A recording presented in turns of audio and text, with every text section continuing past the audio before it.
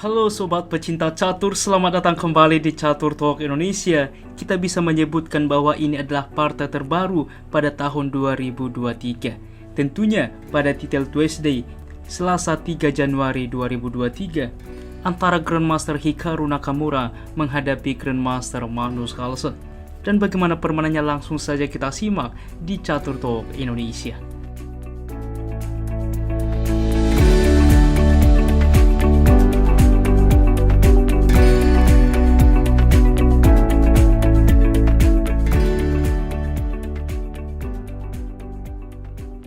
Baiklah teman-teman, di dalam posisi ini Hikaru Nakamura memulai langkah dengan pion ke A3. Perlu diketahui pada permainan Blitz teman-teman, pion ke A3 cukup sering juga dipilih oleh pemain. Pion ke G6 mempersiapkan fianchetto, lalu E4, pion ke C5, dan gajah ke C4. Kita lihat teman-teman bahwa gajah ke C4 inilah tujuan ke depan. Apabila didorong pion, maka gajah dapat mundur.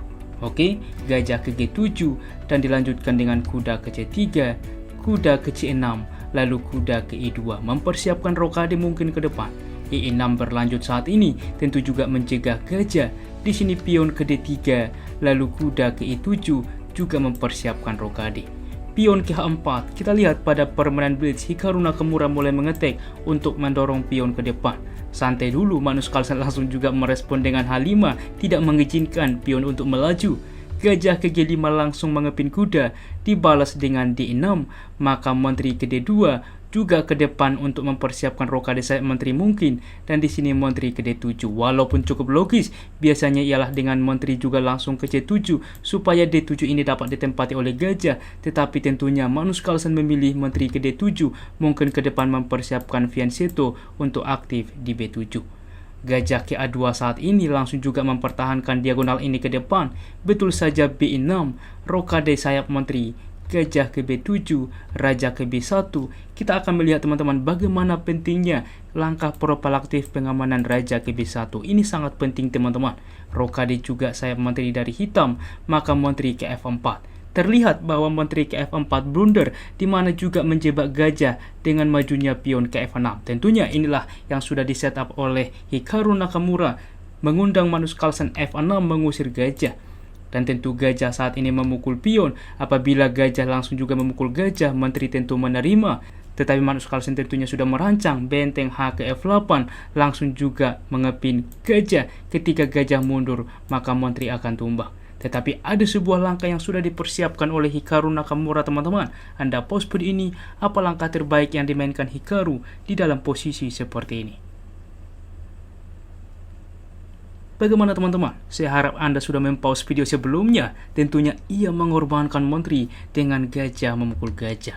Dan ini yang terjadi. Dengan senang hati, Magnus Carlsen merespon menerima pengorbanan menteri, maka kuda memukul benteng saat ini. Kita lihat teman-teman, dengan juga ini ke depan akan bersaing dengan menteri. Tentunya saat ini juga punya threat bahwa gajah akan memukul pion, mengancam menteri. Oke, untuk itulah D5 dimainkan oleh Magnus Carlsen, maka gajah ke F6 langsung mengepin kuda. Benteng ke F8 mengancam gajah, juga mengancam kuda. Di sini gajah mundur sekaligus juga mensupport kuda. Kuda ke D4 menempatkan di sentral saat ini, maka F3 teman-teman menambah support ke depan. B5 di mana juga sudah disupport dan dapat melaju ke depan, maka gajah langsung memukul kuda terlebih dahulu. Menteri menerima, kuda juga langsung memukul pion, memforking benteng dan menteri. Sebuah teknik yang cukup menarik yang coba dilihat oleh Grandmaster Hikaru Nakamura ketika langkah kuda ini sudah berpindah, sebelumnya tidak lagi mensupport kuda satu sama lain, maka kita lihat teknik ini memukul kuda dengan harapan tentunya juga mendapatkan kualitas. Menteri berpindah ke G7, maka kuda langsung memukul benteng. Menteri menerima kuda, benteng ke I1. Menteri ke G8 langsung juga mengancam pion. Di sini pion E memukul pion D, pion memukul pion juga sebuah opsi. Di sini langsung juga Magnus Carlsen menteri memukul pion, juga mengancam pion ke depan. Inilah teman-teman bagaimana pentingnya ketika raja berpindah ke B1. Coba kita bayangkan ketika raja di C1, maka ini langsung skakmat ke depan. Oke, tetapi ketika tentunya berpindah ke B1, masih ada ke A1 ke depan menyelamatkan diri. Maka untuk itulah Hikaru Nakamura tanpa menghiraukan hal ini, ia fokus pion memukul pion, mempersiapkan pion promosi. Baiklah, Magnus Carlsen menerima tantangan dengan ia langsung menteri memukul pion skak. Raja berpindah ke A1, maka gajah ke C6 menghentikan pion ke depan promosi. Tetap E7, maka gajah ke E8. Kuda ke E4 bermanuver ke depan mengancam raja, mengancam gajah. Menteri ke H2 saat ini juga mengancam pion, juga mencegah kuda tentunya, maka benteng ke H1. Menteri ke E5, benteng ke C1 juga secara tidak langsung mengancam raja. C4, maka pion memukul pion. B4 saat ini kita lihat dikorbankan pion teman-teman, supaya ini juga sudah tertutup ke depan. Maka menteri saat ini memukul pion E7, pion ke C5 melaju, gajah ke A4 langsung juga teman-teman menguasai diagonal ini, sehingga benteng ke depan tidak bisa aktif mengancam kuda. Berlanjut tentunya dengan benteng H ke G1, maka di sini kuda ke C2 skak. Raja tentunya berpindah ke B1, maka kuda memukul pion B4. Dilanjutkan counter attack dari Hikaru Nakamura, kuda ke D6 skak. Raja berpindah ke D7, maka di dalam posisi ini bahwa langkah gajah untuk melakukan simplifikasi ke depan adalah sebuah opsi yang bisa dipertimbangkan. Di sini benteng ke C4 dari Hikaru langsung mengancam kuda. Tentunya langkah yang cukup menarik satu-satunya untuk tetap mempertahankan tekanan Magnus Carlsen menteri ke E3. Cukup penting selain mengancam benteng, juga ke depan melangkahkan juga ancaman skak. C6 saat ini skak terpaksa mengorbankan teman-teman, dan gajah menerima, sehingga di sini dikorbankan pion supaya benteng dapat menempati D1. Sebelumnya mengapa bang tidak raja misalkan memukul kuda? Masalahnya jika hal ini terjadi, benteng akan menyelamatkan diri ke G6 sekaligus tempo skak. Raja ke C7, maka ini akan dilakukan skak dan terjadi langkah repetition. Karena apabila dicoba melaju ke D6, masalahnya di sini menteri akan tumbang teman-teman. Oke, dan apabila juga di dalam posisi dicoba ke B6, tentu kuda akan tumbang juga tempo skak. Untuk itulah teman-teman, kita kembali ke partai aslinya.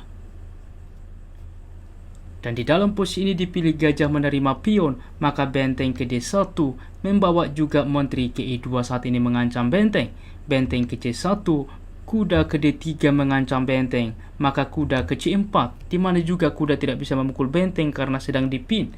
Raja ke C7 saat ini, maka benteng ke D2 juga mengancam menteri. Menteri saat ini juga langsung memukul pion, maka berlanjut benteng ke D1. Dua kali mengancam kuda. Gajah ke E4 tentunya tidak hanya menyelamatkan kuda, juga discover ke depan.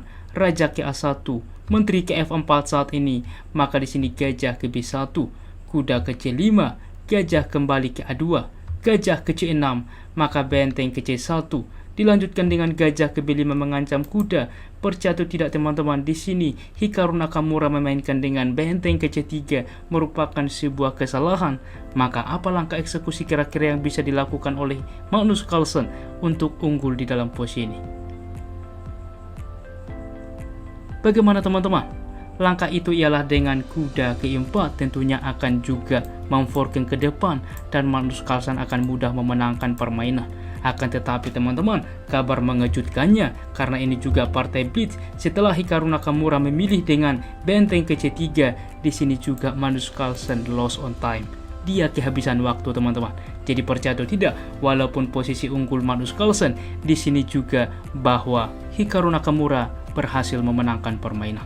Tetapi yang cukup mengejutkan teman-teman, perlu diketahui walaupun ini partai blitz, dengan pengorbanan menteri yang dimainkan oleh Hikaru Nakamura kepada Magnus Carlsen, dan perlu diketahui Magnus Carlsen sebelumnya merupakan juara blitz dunia. Tetapi dengan pengorbanan menteri ini dapat juga menekan waktu pemikiran Magnus Carlsen, sehingga ia di dalam posisi ini bahwa ia kehabisan waktu, tidak ada waktu lagi untuk counter attack, memainkan kuda ke E4, mendapatkan salah satu benteng. Baiklah teman-teman, demikianlah ulasan catur hari ini. Dan jika kawan-kawan suka dengan konten catur seperti ini, dukung kami dengan cara like, subscribe, dan juga share. Apabila ada saran ke depan, jangan ragu tuliskan di kolom komentar. Salam Catur Talk Indonesia, sampai jumpa di video berikutnya. Keep sharing and keep loving. Bye-bye.